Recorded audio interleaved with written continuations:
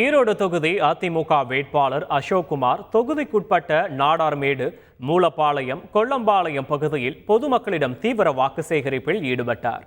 அப்போது பொதுமக்கள் அவருக்கு ஆரத்தி எடுத்து உற்சாக வரவேற்பளித்தனர். பின்னர் பேசிய ஆற்றல் அசோக்குமார் 500 மற்றும் 1000 ரூபாய் பணத்திற்கு ஆசைப்படாமல் விழிப்புணர்வுடன் இருந்து வாக்களிக்க வேண்டும் என்று கேட்டுக்கொண்டார். இந்த 3 வருஷமா ஈரோடுல பாத்துக்கிறீங்க. என்னால தனிப்பட்ட முறையில என்னால முடிஞ்சு செஞ்சுருக்கீங்க. நான் சம்பாதிக்கிறதா இது வரல. இப்போ மக்களுக்கு இன்னும் நல்லா செய்யணும் அப்படிங்கிறனால வந்திருக்கேன். அதுக்கு வாய்ப்பு கொடுக்கறதுக்கு உங்க கையில தான் இருக்கு.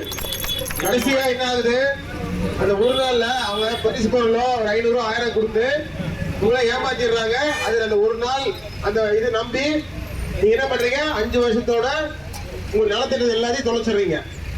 ஆனா இந்த தடவை நீங்க அந்த ஒரு நாள்ல வர்ற 500 1000 அந்த 500 1000 ஒரு நாளைக்கு போதுமாமா? எதுக்காக நீங்க ஒண்ணுக்கு ஆகாது. இவங்க கொடுக்குற கேஸ் 500 இல்ல 1000. செய்திகளை உடனுக்குடன் தெரிந்து கொள்ள உடனே சப்ஸ்கிரைப் பண்ணுங்க.